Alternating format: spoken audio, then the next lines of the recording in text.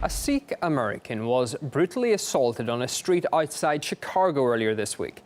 The attacker, who apparently mistook the man for a Muslim, repeatedly punched him in the face after calling him Osama bin Laden. The victim is now recovering in hospital. Without this being fully investigated as a hate crime, we risk ignoring the horrific pattern of intolerance, abuse and violence that Sikhs and other minority communities in this country continue to face.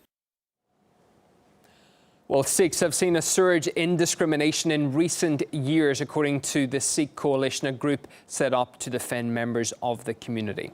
We heard from Ahmed Rehab from the Council on American Islamic Relations. He says this is part of a pattern of racial and religious discrimination in the country.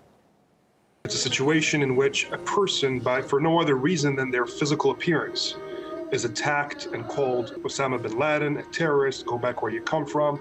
This is a U.S. citizen, father of 2 children, who was going to the grocery store to put food on his kid's table, and he was attacked in this vicious manner for no other reason than his physical appearance. There is a problem of Islamophobia and xenophobia. People who are Muslim or who are perhaps deemed to be foreign, even though that's not the case, are in this country as a fifth pillar column, as a threat to this nation, and that's just unfortunate. And we've seen many incidents of this.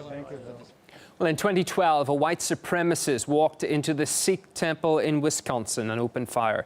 He killed 6 people and wounded 4 before turning the gun on himself.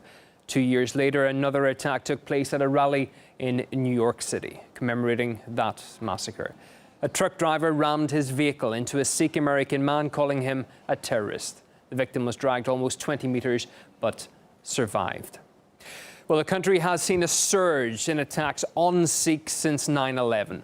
According to the Sikh Coalition, 9% of adults from the community have been physically assaulted since 9/11, and 41% have been called derogatory names. Some 60% of Sikh American children who wear turbans say they're bullied in school. Ahmed Rehab believes this trend undermines American values.